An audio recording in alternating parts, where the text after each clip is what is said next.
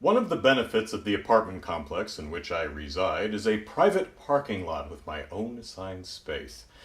Recently, the lot was resurfaced, so my neighbors and I had to park on the street for a couple days. I got home late one of those nights, but managed to find an open spot not too terribly far down the road. The next morning, I walked out to my car and was greeted with a parking citation. Why? Because this is where I parked.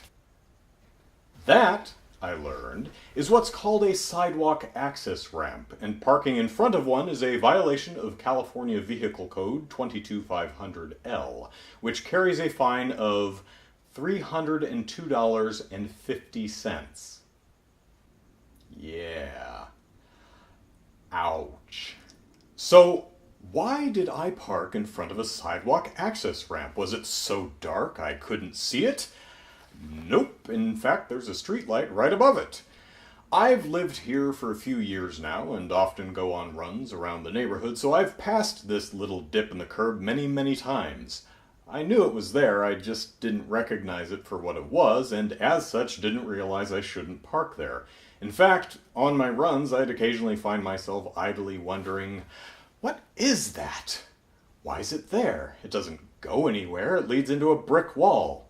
Did it used to be a driveway or something? It's far too narrow. Oh well, dum-be-doo-be-doo. Which is pretty embarrassing because it should have immediately occurred to me that, oh, well, obviously that's for people who can't step onto a curb as easily as I can. Duh. Luckily, in addition to being able-bodied to the point that I initially failed to conceive of what a sidewalk access ramp is for, I'm also privileged enough to be in a financial position where the $300 fine won't ruin me. I'll have to rework my budget a bit, and I won't be able to buy new workout shoes for a while, which is unfortunate because, yeesh. But I'll still be able to make rent and stock my fridge with food. I shouldn't have parked in front of a sidewalk access ramp, and not recognizing one as such is no excuse. Lesson learned. That said, I still appealed the citation because $300? Seriously? As I said, it's not going to ruin me, but it's still greatly disruptive and, in my ever so humble opinion, completely unfair. I explained in my appeal that there is no sign indicating that one should not park there, and it is the only sidewalk access ramp in my entire neighborhood that is completely unmarked. The rest of them have textured, yellow-painted ramps that clearly communicate, "Don't park here."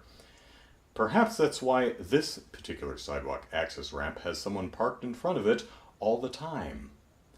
All the time. I explained why I parked on the street that night and that I was only parked there from about 11 in the evening until 9:30 the following morning. I explained that I understood I was in the wrong and that I was happy to pay a fine, but $300, while not ruinous, was a financial burden and not a reasonable fine amount for what I did. Think about it. What are the potential consequences of parking in front of a sidewalk access ramp on a wide, dead-end residential street? Well, a differently abled person could have been out for a morning constitutional and had to travel an additional 35 paces in the street in order to reach the driveway on either side of that sidewalk access ramp. I mean, yeah, people who can't easily step up onto curbs shouldn't have to walk 35 paces down the street to the next driveway just because my dumbass was blocking the ramp. So, yeah, shame on me. I agree there should be a consequence, but again, $300? Now think about the potential consequences of parking in a fire lane or in front of a hydrant.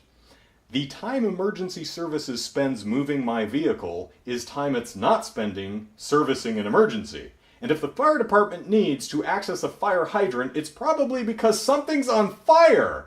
So blocking it at the wrong time could easily result in greater property damage and possibly even the deaths of one or more people. And yet, the fine for blocking a hydrant is only $77.50.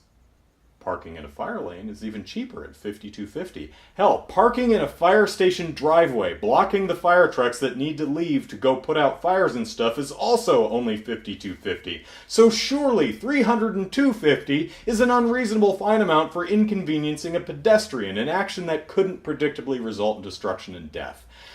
I explained all this but the city of San Diego immediately said no, and the speed of its response, coupled with the fact that it didn't address or even reference any of the points I raised in my appeal, makes me feel like they didn't even read it. And that hurts. It cuts deep. Again, I don't mind paying a fine. I should pay a fine. I was in the wrong, and my ignorance is no excuse, but $300 is completely absurd, and instead of being a teaching moment, this citation makes me pissy and indignant, which is why I wrote what I did on the check I sent to the city treasurer. Childish? Absolutely. Does that mean I'm going to park in a red zone next time I can't find anywhere else to park on the street? No, but I'm certainly going to think about it. So take my $300, San Diego. Take it and put it to good use. If I may be so bold as to offer a suggestion, consider picking up one of these self-adhesive yellow dome sheets and applying it to this sidewalk access ramp. Not just so it matches all the other sidewalk access ramps in my neighborhood, not just so it complies with the standards set by the Americans with Disabilities Act, and not just so it's more obvious to super thick numbskulls like myself to not park in front of it, but so that it's more visible to those who actually need to use it.